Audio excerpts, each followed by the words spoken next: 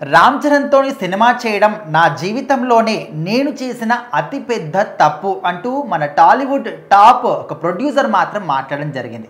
అసలు ఏ సందర్భంలో ఆయనకి ఎందుకు ఈ విధంగా అనిపించింది? సో దిల్ రాజు గారు అనమాట లేటెస్ట్గా ఇంటర్వ్యూలు ఇచ్చారనమాట మీడియా వాళ్ళకి. సో దాంట్లో ఆయన ప్రస్తావిస్తూ సో ఇంత పెద్ద ప్రాజెక్టు నేను చేయడం అనేది తప్పైపోయింది. ఎందుకంటే ఎప్పుడు కూడా ఆయన చేసే సినిమాలన్నీ ఒక 10 కోట్లు, ఒక 20-30 కోట్లు ఆ మధ్యలోనే 50 కోట్ల కన్నా తక్కువ బడ్జెట్లోనే ఉంటాయి అనమాట. సో దీనికి వచ్చేసరికి ఎందుకో మరి సినిమా వాళ్ళ ప్రొడక్షన్లో 50వ సినిమా అనేసరికి కొద్దిగా అతి భారీ ఖర్చు పెట్టి, అంటే ఆయన ఎప్పుడు పెట్టినంత ఖర్చు పెట్టి 400 కోట్లను బయటకు చెప్పారు. కానీ సో మరి ఎంత ఖర్చు అయింది ఏంటనేది వివరాలు ఎవరికి తెలియదు. సో 400 కోట్లు ఖర్చు అంటే మరి చాలా పెద్ద విషయం ఆయనకి. సో వేరే నిర్మాతలు అంటే చాలా మంది పెట్టున్నారు, కానీ ఈయనకి ఫస్ట్ టైం అంత బడ్జెట్ పెట్టడం. సో ఆ సినిమాని ఆయన చూసుకోవడం ఎక్కడో పొరపాటు జరిగింది. సో అదే ఆయన చెప్పారనమాట. ఇది హ్యాండిల్ చేయడం నాకు రాలేదు. సో అదే నేను చేసిన మిస్టేక్. నా వరుసలో నేను తీసుకుంటే 10-20 కోట్ల సినిమాలు తీసుకుంటే నాకు లాభం వచ్చేదేమో, ఆ విధంగా చెప్పారనమాట. మరి అంతకుముందు కూడా ఆయన అట్లా మాట్లాడుకుంటే రామ్ చరణ్ గారితో ఎవడో సినిమా తీసి భారీ లాభాలు పొందారు. సో మరి దీనిపైన ఏంటంటే దీనిపైన కూడా నష్టమేమి రాలేదు. ఎందుకంటే ఈయన ఎట్ ఏ టైం 2 సినిమాలు పెట్టబట్టి తెలివిగా సంక్రాంతికి వస్తున్నాం ఆడింది, ఇది పోయింది. సో సంక్రాంతి కొనుక్కున్న డిస్ట్రిబ్యూటర్లకు అయితే ఈయన దగ్గర నుంచి ఎటువంటి నష్టం రాలేదు. సినిమా జనం అది చూశారు, ఇది చూశారు. సో ఏంటంటే అక్కడ దానికి ఒక 20 రూపాయలు లాభం వస్తే దీనికి ఒక 10 రూపాయలు నష్టం వచ్చింది. సో ఎలా చూసినా ఒకే నిర్మాత అమ్మాడు కాబట్టి అక్కడ డిస్ట్రిబ్యూటర్లకి నష్టం లేదు. ఈయనకు కూడా అమ్ముకున్నందుకు మొత్తానికి పెట్టిన రేటు కన్నా ఎక్కువే వచ్చింది ఆ లెక్కను చూసుకుంటే. సో ఇక్కడ ఎవరూ నష్టపోలేదు అనమాట. చూసిన ఆడియన్స్కి ఆ సినిమా నచ్చలేదు, ఒక సినిమా నచ్చింది.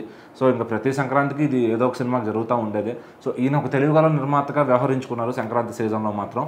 సో మరి బయటకు వచ్చిన తర్వాత ఇంకా ఆయన నా ప్రశ్నలు అయితే వదలలేదు అనమాట. గేమ్ చేంజర్ మీద ఏమైంది అది తెలుసుకోవాలని ప్రతి ఒక్క మీడియా జర్నలిస్ట్కి కూడా ఉంటుంది. సో వాళ్ళందరికీ కూడా క్లారిటీ ఇస్తూ క్లియర్గా చెప్పడం జరిగిందనమాట. ఇది కేవలం ఇందులో నా తప్పే ఉంది, ఎవరిది లేదని ఆయన ఫైనల్గా ఒప్పుకున్నారు. సో ఎందుకంటే హీరో గారికి ఎటువంటి నష్టం లేదు. ఆయన డబ్బులు ఇస్తేనే ఆయన చేస్తారు. ఎన్ని డేట్స్ అంటే అన్ని డేట్స్ ఇస్తారు, ప్రమోషన్ అంటే ప్రమోషన్కి వస్తారు. డైరెక్టర్ గారు కూడా ప్రతి చోటకి ఆయన తమిళనాడు టీముని పెట్టుకున్నా కానీ సో ప్రమోషన్స్ విషయంలో నీట్గా దగ్గరుండి మొత్తం చేశారు. సో ఇంకా ప్రొడ్యూసర్ వైపు చేయాల్సిన ప్రమోషన్స్ అయితే సరిగ్గా జరగలేదు. అన్నీ కూడా ఊరికే song launch, pre release event అంటే అందరూ పెట్టేదే. వీళ్ళు కొత్తగా సినిమాని జనాల్లోకి తీసుకెళ్ళడానికి ఏమీ చేయలేదు. సంక్రాంతికి వస్తున్న సినిమా చూసుకుంటే అక్కడ డైరెక్టర్ అనిల్ రావుపూడి గారు సెట్స్లో నుంచే ప్రమోషన్లు చేయడం, సెట్స్లో నుంచే ఏదైనా చేయడం, కొత్తగా క్రియేటివ్ వీడియోలు చేయడం, సాంగ్ని ఒక రకంగా వెంకటేష్ గారితో పాడిచ్చామని చెప్పడం కానీ సో అట్లా ఎక్కించే విధానం చాలా బాగా ఎక్కించారు. సినిమా ముందు హైప్ను బాగా తీసుకొచ్చారు. సో సినిమా హిట్ టాక్ కూడా రావడంతో మరింత ప్రమోషన్ చేసుకుంటూ వెళ్ళారనమాట. సో అది ఖర్చు లేకుండా అయిపోయింది ఆ సినిమాని. మరి ఈ సినిమాకి భారీ ఖర్చు పెట్టి ప్రమోషన్ దగ్గర మాత్రం వెనకాడారు. అంటే మొత్తం అంటారు కదా, అంతా పెట్టి ఆఖరిలో గోంగూర పచ్చడి పెట్టలేదని, అదేవిధంగా ఈ సినిమాకి అంతా చేసి ప్రమోషన్ విషయంలో వెనకబడ్డారు. సో మరి మొత్తం తప్ప ఆయనదే ఉందని ఫస్ట్ నుంచి అందరూ మాట్లాడుతున్నారు, కానీ ఆయన ఏం మాట్లాడలేదు. దానిపైన నవ్వుతూ ఊరుకున్నారు. సో ఇక్కడ మాత్రం క్లారిటీ ఇచ్చారు, తప్పంతా నాదే. సో ఇందులో ఎవరిది వేరే వాళ్ళని నేను బ్లేమ్ చేయను. సో నాకు ఇంత పెద్ద ప్రాజెక్ట్ హ్యాండిల్ చేయడం రాలేదని చెప్పి ఆయన చెప్పడం జరిగిందనమాట.